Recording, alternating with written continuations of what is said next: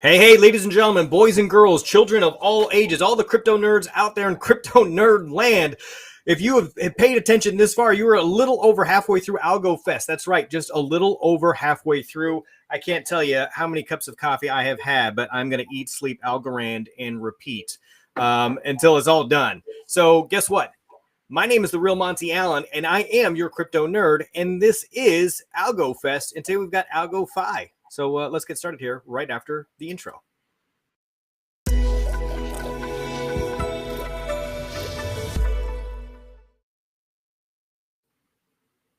All right, we got John and Owen once again in the building. Guys, good to see you again. It was, what, a week and a half ago, I think we had an interview, something along those lines? Feels like a lifetime, but it was like a lifetime ago, right? So much has happened. I can't believe it was just that. Like, it feels much further ago. Yeah, it might have been 2 weeks ago. I don't know. Time has flown by in the cryptoverse. Time is different. I think it's just crypto relative. Oh yeah, that's for right. sure. Right. We're glad to be back on the show. Glad to be talking to you again, and we're super happy to be part of AlgoFest. Yeah, I'm stoked. So this time around, I didn't have to come up the question myself, guys. So I have a handy dandy sheet here. So this is the AMA session. So this is the Ask Me Anything from the Discord group. And I would be remiss if I didn't mention that the Algonauts, the team there, put together all of this, made all of this all possible. And it's been a blast so far. I'm just lucky enough to be a part of it, and I get to talk to guys like you and get to know the crypto sphere more, specifically all about the Algorand stuff. So I'm just going to fire this at you. Are you right with that? Sure. Okay, here we go. So first question. Could you please give us a rundown of what your project is and a little background on the team? Sure. So, John and I met working together at Citadel, and, we're going to have a question about that. We'll get into that later. Yep. And I was making quantitative strategies. John was trading them. It was a really intense environment. We were working like 13, 14 hours a day. So we got to know each other really well under a high stress setting. And we basically, at a certain point, decided, we both wanted to go and work on something else. And that's kind of how we got into this whole DeFi space. We're big fans of it. And maybe you want to talk about what we're building, John. Yeah. And I guess a little backstory, 2020 was kind of during the DeFi summer, I think. For me, I've been interested in Bitcoin and Owen as well since like 2014, 2015. But it was the electrification of DeFi protocols in 2020 that really got my attention to refocus on it. And so it was so like my identification with the community and this new financial system that was being built was so strong that it motivated me to leave, working in the traditional one and sort of help build out the new one. So I think that was quite exciting. On the product side, what we're initially building is a capital markets protocol. So one where you can lend and borrow cryptocurrencies. So people can come and earn additional income on their Algorand ASAs and algos. They can borrow against it. And also this year, we want to integrate fiat on and offboarding. So you'll be able to come and borrow USDC against your algos and convert that into fiat. And you'll be also able to convert fiat into USDC. So we're gunning to get that in so that there's a much easier onboarding and offboarding experience for users. And then Owen can talk a little bit about after we finish that. Sure. I think, John and I have a vision of really incrementally adding the banking services that exist in the real world onto this platform we're just kind of describing. So you can imagine, and I think there was a question about this too, you can imagine a debit card that you can spend against your holdings that are earning interest. You can imagine direct deposit right into this kind of high yield savings account, as we just described. And as the DeFi ecosystem really starts to bloom, you can start to imagine all kinds of trading options that are seamlessly integrated and just an entirely different, easier way to use DeFi that I think is going to really appeal to the so-called masses. It's going to be something that everyone can come use, and it's just going to really democratize access to DeFi and make it into a big thing. Yeah, I love that. In fact, you kind of touched on some of the next question, which was, are there any other developments you guys are excited about and you would like to announce? And the onboarding, offboarding, I mean, that's been known, but it's still pretty exciting. Is there anything else right out of the gate? The fans are wondering, like, okay, spill the tea. Anything else you want to get off your chest?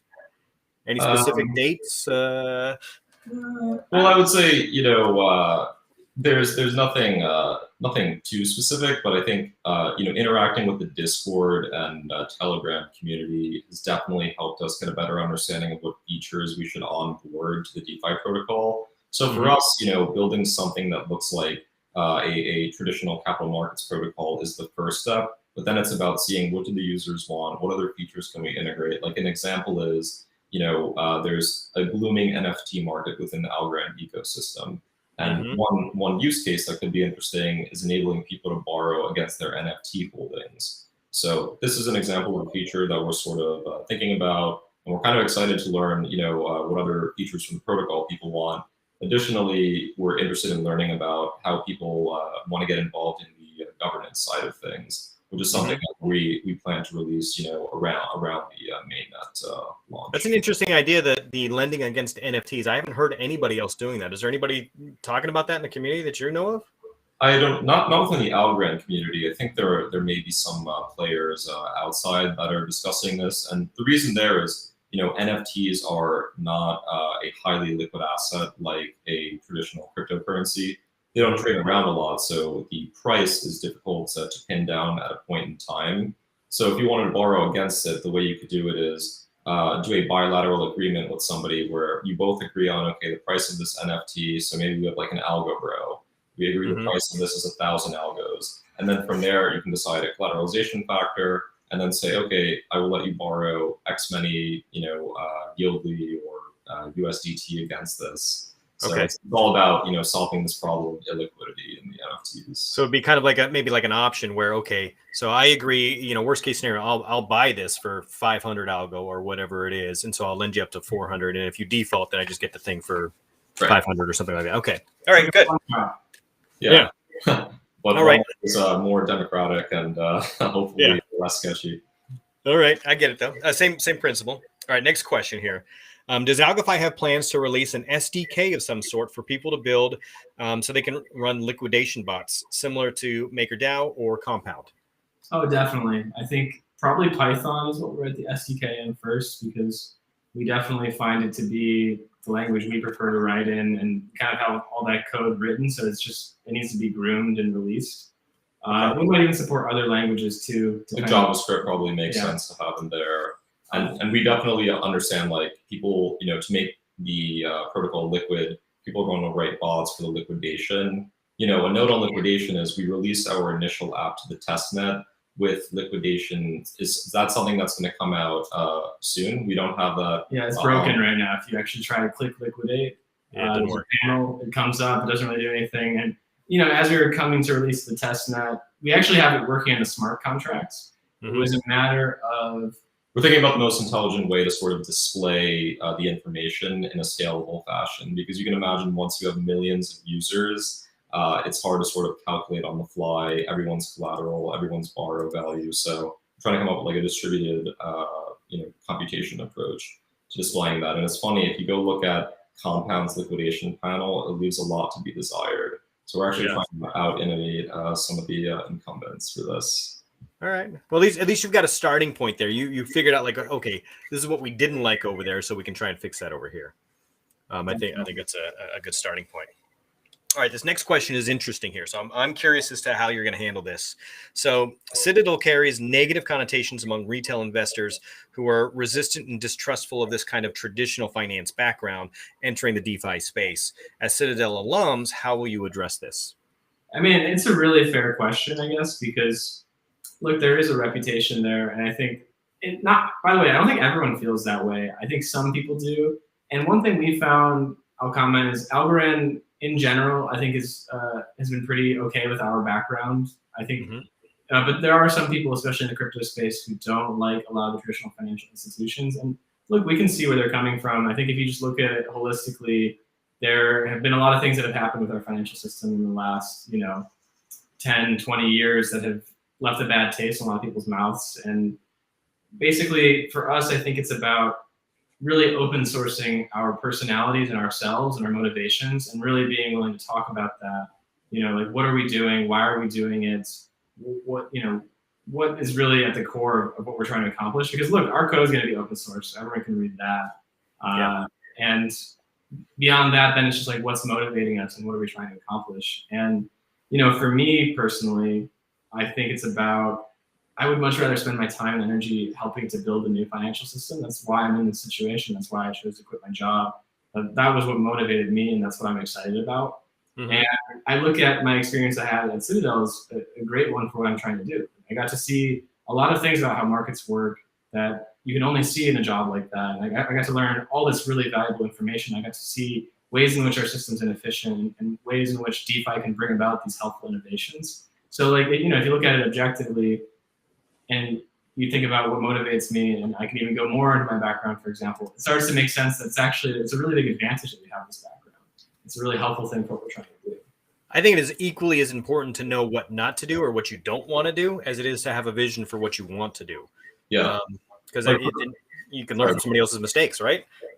Yeah. So, for me on this point, I think like Owen was a great place to learn, but if you look at it sort of in an unbiased fashion, you do see like what are the things that you shouldn't be doing, what are the things that you should be doing. So I think the education is one of the positives. One of the things about traditional finance that's not, particularly in like the hedge fund space, is that there's a disincentive to spread knowledge and to increase like the aggregate, growth of society, because this is part of your alpha and your value. You don't want people to know your strategy. The difference with building something like a DeFi protocol and being involved in finance is that everything's open source. We're actually trying to build to advance society as opposed to, make money. So Okay. that was the thing that excited me to get involved in DeFi. That actually kind of by default answered the next question. So I'll just rattle this one off and see if you have anything else you want to tag on to that. So the next question was, what's the motivation behind entering the DeFi space? We kind of got into that. Are there problems, issues in traditional finance that motivated this decision? So anything else, further that you want to, complain about the old system? Yeah, I think it's like, the old system has gotten pretty imbalanced in terms of outcomes for people. And I think that the way DeFi is structured, it's going to be a lot more democratic, like cryptocurrency, even globally, like for Latin America, for example, being able to have the same currency as their exchange medium as the rest of the world is going to give them a lot more economic freedom and ultimately be good for everyone when they are now able to be like fully competitive. And so I think the same thing kind of happens within our own financial system, where now people are given more opportunities. The system inherently becomes more fair, it's more transparent, and ultimately it brings about more equal outcomes for everyone. And so really what drives me is trying to find a way to fix some of the things that are broken. I think our society is amazing though. Like, all of this great stuff has happened in the last 10, 20, 100 years. But at the same time, we have to keep innovating. And the financial system has really resisted innovation in a weird way where, they don't like any kind of change. Right. Because it's a moat, like give you an example, why DeFi can help. I think I mentioned this in the last interview, but back in 2008, the banks were engaging extremely predatory lending, making a ton of money. So they saw the short term, like I can probably get by the next 10 years making a ton of money, packaging mortgage MBS without issue. But I think if this had been in a more DeFi democratic context and there was transparency around these activities, the outcome might have been different. So I think that's like one of the benefits of having a new financial system built on the basis of transparency, open source, features. That is better. I think so. You mentioned their MBS mortgage-backed securities. If anybody hasn't seen The Big Short, you should go definitely watch The Big Short because that movie is crazy. But it just kind of goes to show that like the old system was slanted against the individual user, the lay person who maybe doesn't even understand that there is a system, or it's just so beyond them that they don't understand how to work it. And so, but the people that do know how to work it and that knowledge has been kind of protected. They're the ones who kind of have been able to use that system to their advantage. And what DeFi does, from my perspective, is level the playing field. And so now we can learn the system and we can help control it. And, now the people have control, which is a huge shift. And I understand why banks are hesitant for change because they don't want to give up that control. Yeah. More to the point too, like they have certain financial things that they can do because of their size and scale that I as a private individual can't, that are highly profitable. And so, the thing about DeFi is everyone can do the same thing. Like there's nothing that is really closed off to some people but open to others. And so I think that's a big part of it that really to me is appealing. Yeah. All right. Let's get to one more of the pre-done questions, and then there's a couple questions in the chat here I want to get to.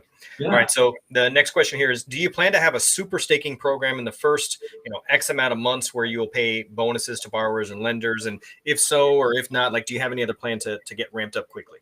I haven't heard it called that before, but we will have liquidity incentives. That's for sure. Yeah, something similar to when things were rolling out onto layer 2 on Ethereum, there were incentives, both the native like Matic tokens and the governance tokens. I think we intend to definitely at least have governance tokens being issued to the early adopters, with the motivation there being, we want to reward heavily the early users, like even the people on the test net.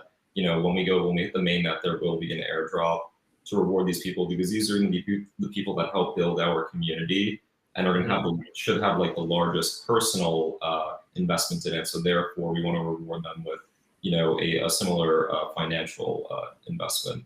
And they're going to be the ones in the Discord telling us how to improve the financial system. So yeah, they're the folks that are going to give you that feedback right away, real time. So exactly. kind of crowdsource that. Okay, a bunch of questions here about compliance, regulatory stuff, and I think we might be able to kind of roll a bunch of these together. So I'll do my best here. So, what is required to be regulatory compliant? Do you need anything like a money transmittal license? There's also you might want to throw in some banking regulations stuff in there. Would FDIC be required? And I'm gonna also throw in tax reporting, because it's kind of compliance stuff. So let's talk about the government interaction, the hoops you got to jump through. How much of that impacts you? As of today, for the DeFi platform, I think it's a bit of a gray area, but typically there's not much regulation there. There isn't. It's evolving, but there isn't yet for the major Ethereum-based protocols, as far as I know. Now, I think for the fiat on-ramping, that definitely requires an MSB, money transmitter licenses, things like that. So the business will probably get separated into one entity that holds this and facilitates those kinds of offerings, the more centralized offerings, and then a separate entity that's regulated. However, DeFi organizations will end up being regulated. It's still unclear, but it's going to be whatever it takes for that to be above board. Will one of those entities be overseas? Probably not. No. Okay. Well, I'll say this: we are going to be on the cutting edge of the regulation. So we're working with lawyers from the get-go, and if that's the the guidance that you can reserve your protocol. Like if, for example, they ban DeFi in the US, then of course we need to move overseas. So that's Greece or Singapore. Here we come. Yeah. So we're gonna play ball with the regulators, because I think to build a long-lasting, long-term company, which is what we're focused on. We're focused on 10+ years. You need to sort of play within the confines of the law or change it. So. Okay, fair enough. And I think the name change actually kind of plays into the regulations, because I know that you went from Algo Bank to AlgoFi, I think, right? Yes. And part of that was probably to stay below the radar, I would assume.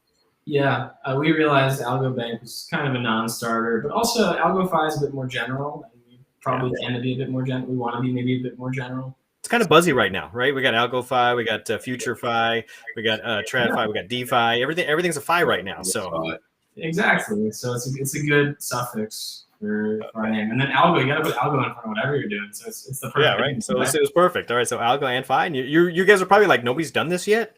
Yeah. We got AlgoFi.org. There's a French company that stole AlgoFi.com, so we didn't get that one. All right. Well, we'll keep an eye on it. We'll see if we can snake it on GoDaddy if they let it lapse, huh? All right. Daisy had another question here for us. Any chance of doing cross-chain lending, for instance, loaning Bitcoin but charging interest in an ASA or something similar like that? Something we thought about. Yeah, I mean, this is something that we could definitely get on board. That's something, the initial protocol will follow the more traditional, I think, sort of standard where you get, you earn your interest in the native currency, you're going to pay or borrow back in the relevant currency. But that is a feature that, if there's sufficient interest to enable this cross currency construct, we'll definitely integrate that. Yeah. Okay, that was a solid kind of maybe. All right, we'll roll with that. Let's see. Next one here. We got any plans to offer a mobile version of your DApp in the future? So yeah, right now it doesn't work that well for mobile. The website itself. Is this like? Do you think they mean an actual application download from the App Store, or making? I think they mean an App Store app, like a mobile Okay. version. Can I just log in and see what my balance is and what I'm earning? Yeah, we've thought about that. I'm not sure where that falls in the priority list because we kind of think a better use of our time might be to get integrated with the existing wallets, so that at least for lending and borrowing, maybe you take one of the premier wallet solutions from Algorand and like you press a single button and now you're earning interest, and then you can press the other button if you want to borrow against it. We kind of see that, but as we've discussed, the long-term vision is this kind of like Robinhood-esque approach to DeFi. So like that will come. Yeah. Like we're focused on getting, like, honestly, our view, and we're going to validate this with our the early users, is that DeFi kind of lives on web right now. A lot of mobile hasn't really taken off. There's some companies, I think it's called Cello, they're kind of making this push on mobile. They're going to be the test of whether DeFi is kind of going mobile. We plan to have, we already have my ALGO. We're going to integrate Wallet Connect, which recently came out within Algorand, and then any other wallet extensions. As far as mobile, I think that'll come when we're going to do some hiring later this year and get a full stack engineer, and then they'll be able to sort of package our current web app into a mobile application if there's sufficient interest. Speaking of hiring, if you guys know anyone good, send them our way. Like we need to hire people. So I love it. Yes, crowdsource from the crew. Yeah. I think the mobile stuff is interesting. I mean, if you think about like the Robinhood, one of the things that they did was make trading so accessible, right? Yeah. I mean, you could literally do it, on your lunch break or while you're supposed to be doing something else at work, or whatever it is. But people are on there all day long. But it's so interesting to me that DeFi hasn't really taken off in a mobile context, despite that. It's still people using MetaMask on the web is most of the flow. So I'd be curious how mobile sort of evolves there. Like it makes sense. There are far more. Mobile activity exceeds that of desktop activity by like many multiples. Even my YouTube show, like I very rarely do folks watch on a desktop. My analytics show that most people watch or listen during their commute. So in the mid-morning commute, they must not be watching. They're just listening like a podcast. But it's always on their phone. So, and on the way home too. Yeah. So, yeah. All right, good. All right, next question here. So will TEAL 4 cut down on the number of transactions required for AlgoFi operations? And if so, the ones that are 8 will go down by how many? Well, so we're at least going to cut one op out. John's impressing me to merge two of our contracts that we can definitely do, because early on, we didn't know about this kind of like extra pages functionality that allowed us to use more lines. And so we can start to merge 2 of them together. But getting below 7 transactions, we'll have to look at it. It might be a little hard. And part of the reason there's so many transactions is because you can only do 700 operations in a single transaction right now. And what that means is we kind of have to start breaking apart our transactions so that each one is doing less than 700. Now they're working on some changes where it'll actually get slightly better. I don't want to get too much into technical details, but depending on how the changes shape out, we might be able to condense more of these transactions as well. But basically, it's like these restrictions on the computation and the storage of variables that have forced us to get so creative. And the reason we've had to do that is because, look, a lending platform is actually a lot harder than a DEX to build, because you need to know the global state across the entire platform in order to be able to do operations. So like, I need to know, did I put collateral into USDC? Did I put collateral into ALGO? How much collateral did I put in? What's the price? Now what's the value of my collateral? And then how much have I borrowed? And then you have to, compare these quantities. And on the Algorand blockchain, you can't just expose functions to be called on another contract. So you actually have to be pretty creative with how you get this data passed around, and you have these limits on computation. So that's part of why we have this kind of strange structure we have. Yeah, I get it. So anytime you're dealing with custody like that, you've got to have it's a whole different ballgame, right? Yeah, but we think that as limitations in the ASCs are reduced, in terms of the number of foreign applications you can include in a transaction, the number of operations that you can include within one are relaxed, we'll be able to drop our global transaction count down significantly. Okay. Does that mean anything like for the end user? What does that mean? Is that faster performance? Faster performance and cheaper transactions. Cheaper, yeah. Because there's just fewer transactions. Each one in the group has the same fixed rate. So if you go from 8 to 4, it cuts the price down. Understood. All right, that's good. All right, a couple more questions here. So this is the inevitable debit card. So any plan of delivering a payment card service, Visa or MasterCard, of course, anything like that? We definitely plan to. We don't have a firm date though, because like one step at a time. And I think the other thing is we have to figure out, once we have the fiat rails and the lending market, what is the next thing to build? A lot of people seem to hint that they want that, but are we sure people want that instead of maybe direct deposit, et cetera? So. Yeah, okay. I think this is something that for sure, we got to get the DeFi protocol online and bootstrapped. This is something that we're going to, kick off later this year and look into trying to push in 2022. It's going to be a conversation with credit card companies, Algorand Inc. Something that we're excited about and definitely want to get, but we want to make sure we do it right so that there's no regulation risk that derails it before it gets off the ground. Some of that stuff, do you anticipate that you're going to do all of that in-house, or are there going to be some strategic partnerships that you're considering, or have you even thought about that? Like, hey, we can partner with this group who already has that relationship in place and, third party, run it through. I think the latter makes more sense. So people that have built out a lot of the financial infrastructure, and then we're sort of the ambassadors of Algorand that connect that pipe to the cards. And I think that's kind of how you make that work. Okay. All right, got it. A couple more community questions here in the chats, and then I'll go back to the AMA stuff. So first one, let's talk about financing. So if I could read between the line, I think you probably have some news about additional financing you may or may not be able to share, but the group wants to know, hey, have you considered applying for the Algorand Miami Accelerator with Borderless Capital or any other accelerator? I think we'll just punt on talking about financing. Yeah, we're currently going through our financing round. We'll definitely have updates in the coming weeks, but it's something that we want to be mindful of our stakeholders. I gave you an out there. I read between the lines and figured you may not be able to, mum's the word. Okay. Yeah, mum's the word. We're very excited to. Believe me, we're racing to get it done because this is just not. We want to get back to building. It's a distraction right now. Yeah, it's a necessary evil. All right. Exactly. And what is DGB? So I've seen a couple of posts in the chat here that say DGB. What's the status of DGB? Is that dead? Do you know what they're referencing? Actually, no. I don't know. There's some lingo we're not in the know on here. All right, the one, if you know what DGB is, or Daisy, if you know. Yeah, someone drop a comment what that acronym stands for.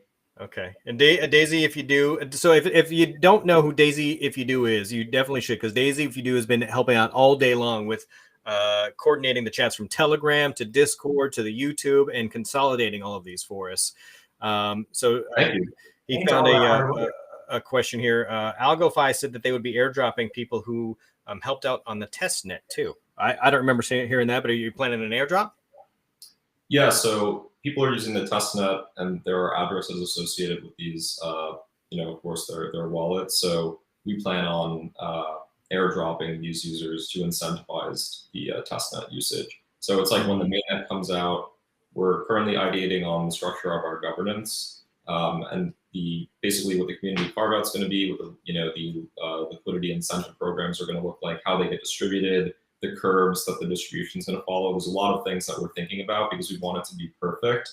Because one of the issues is if you rush into it, it can have long-lasting ramifications on the success of the entire project.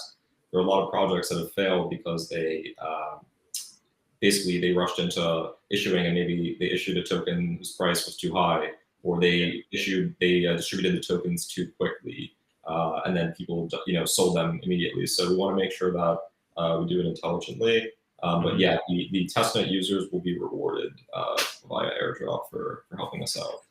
All right, there you go, folks. Testnet users. So you help them, they'll help you. All right, we got three more questions left on our list here, maybe four. So are you in contact with AlgoMint about integrating their wrapped Bitcoin product, or any wrapped products at all? Have you had any conversations like that? I mean, we've spoken with them. I think we don't know the firm ETA of when they're delivering that, so we'll have to circle back. Okay.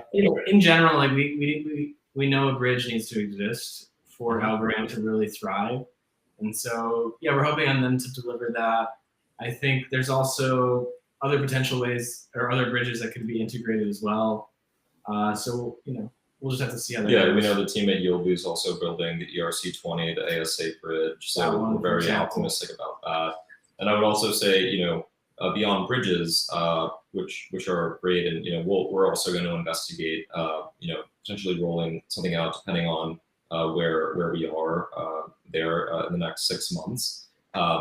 Doing custodial solutions. So like one of the big things that helped out the Ethereum network was wrapped Bitcoin, which is essentially people can now send Bitcoin to Ethereum network, and that's a ton of liquidity. So I think offering something similar where you're working with custodians like a BitGo, for example, to onboard, wrapped Ethereum, wrapped Bitcoin. These are just deep liquidity pools that, once getting them onto the Algorand ecosystem would definitely be a boon for the DeFi protocols. And there's interesting projects too, like Wormhole. So if they were to integrate Algorand, that would be a big game changer because right now they're connected to Solana, Terra, Ethereum.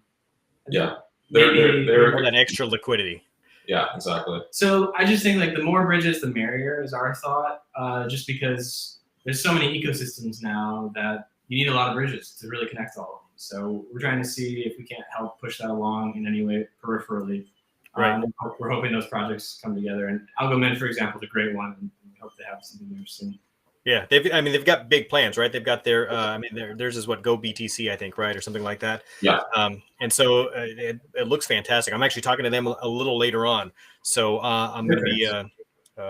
We'll be tuning in. We're looking forward to that. Yeah. Right.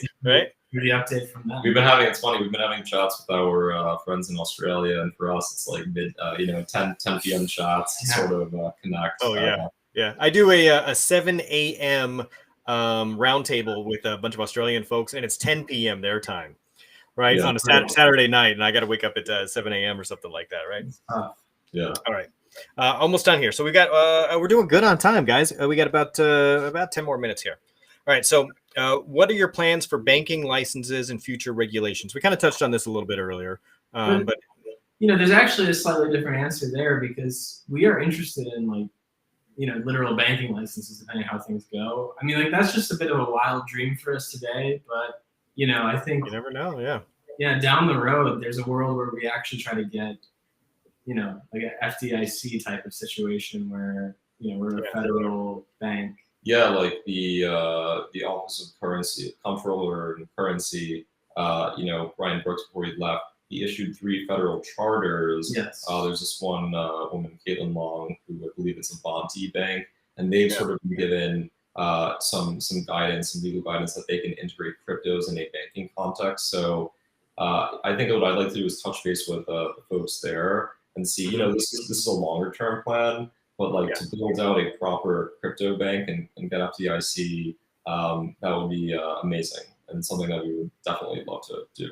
So this isn't on the list, but what did you think of the news about Vast, right? So Vast Bank out of Oklahoma allows their folks to exchange cryptos. I think they've got like 6 or 7 that or they're directly able to exchange on their website, and they're working with Coinbase behind the scenes. I think they partnered with, right?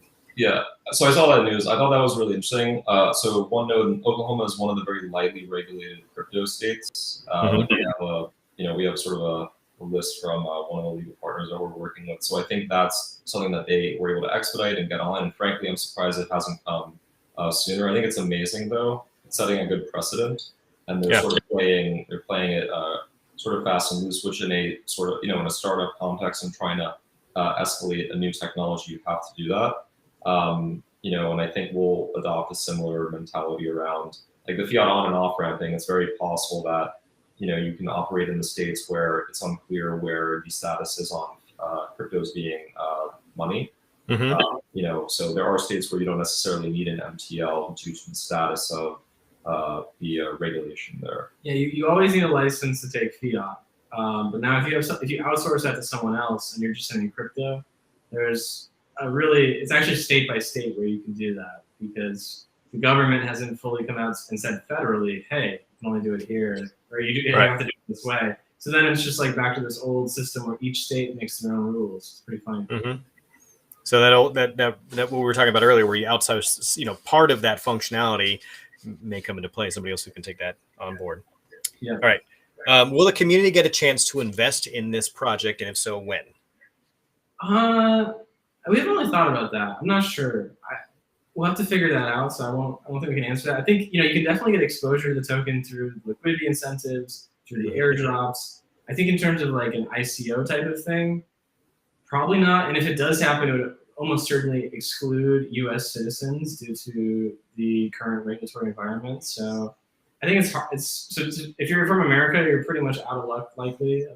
Yeah, we're gonna see what the state of the art is on like the the legal idiosyncrasy around ICOs, and part of the community allocation. There's going to be discussions around can some of that be allocated to more of these like sort of like ad hoc releases. So I think we're going to see where the legal is, because we want to make sure that we're not at risk of getting of our customers and ourselves being in danger. Sure. And this is for us a more long-term vision. All that being said, one comment is if a decentralized exchange sprouts up and people are getting all these tokens from liquidity incentives and stuff like that, you might be able to go buy it there. So and there will naturally be liquidity for people to get involved. Right. You may on the secondary be able to kind of work some magic there. Exactly.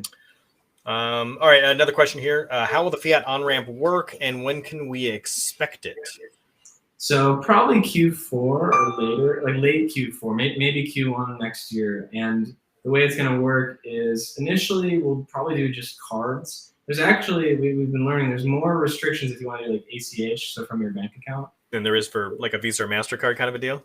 Yeah, it's actually much less restrictions to do it with in terms of you have to have like compliance programs, you have to have all these rigorous things in place in order to take money from banks. Now Visa is a bit more relaxed, and it'll be something like you come, you put your credit card number in, the payment goes through, the USDC settles into your wallet, and now there may be some time delay. Like we have to figure out the logic of that. And again, you're actually gonna have to make an account, you have to do KYC, that kind of thing.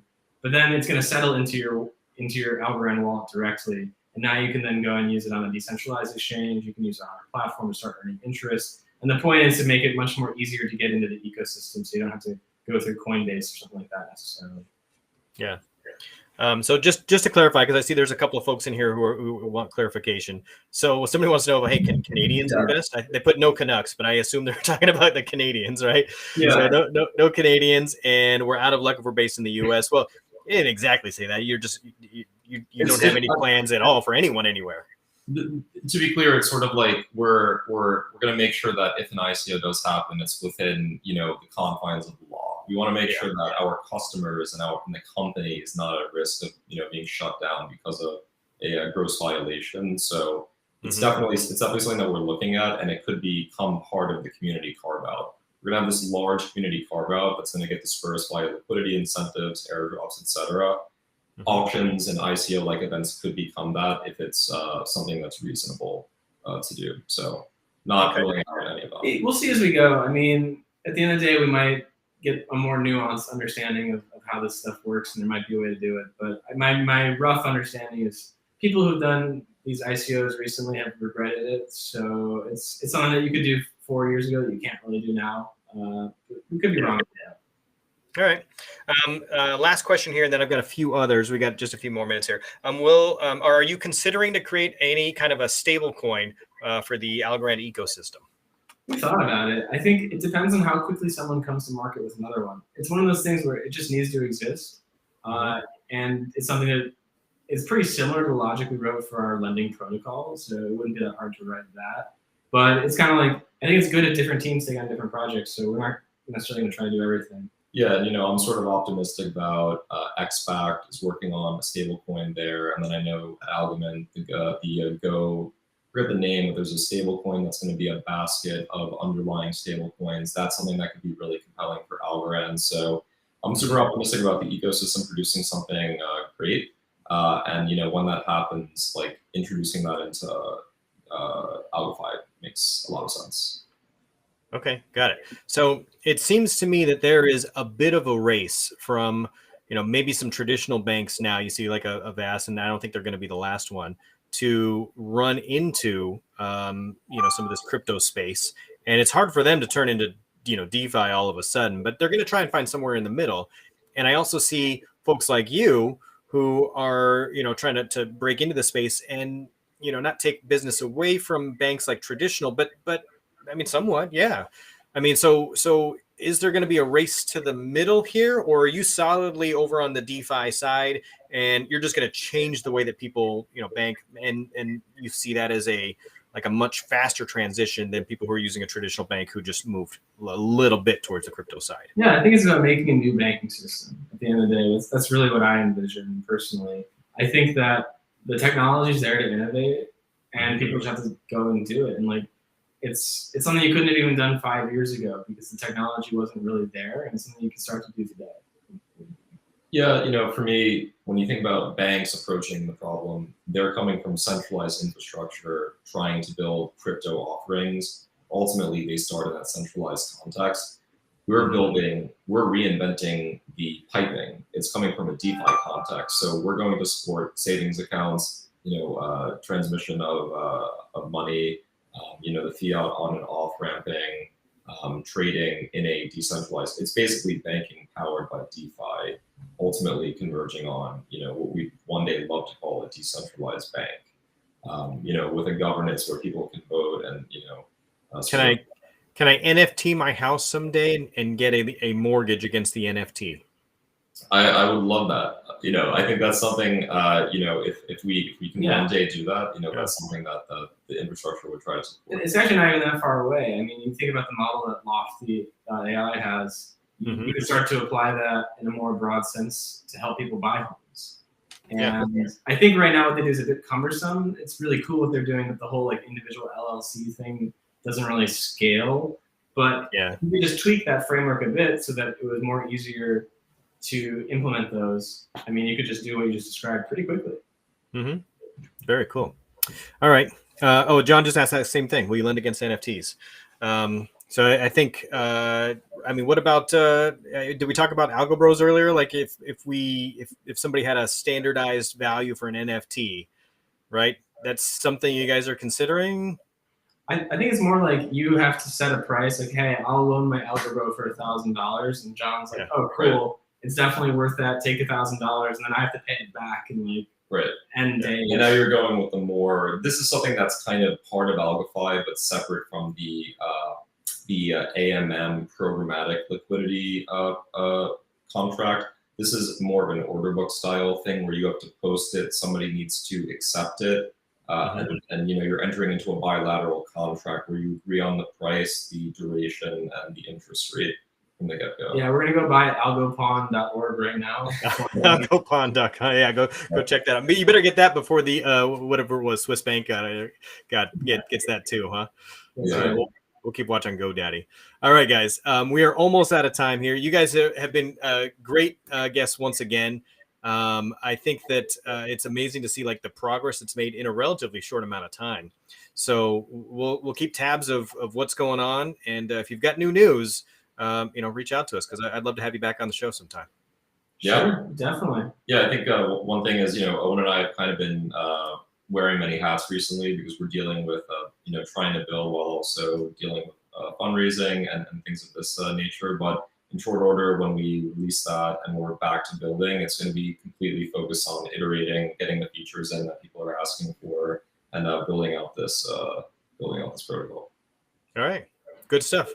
All right, well, for those of you watching AlgoFest, stay tuned. We got 1, 2, 3, maybe 4 more interviews today. I need another cup of coffee, guys, I think. But I hope you guys are logging off and you're going to go watch a couple of these other interviews too. And we'll see you guys next time. All right. All right. Thanks so much, Crypto Nerd. Thanks, everyone.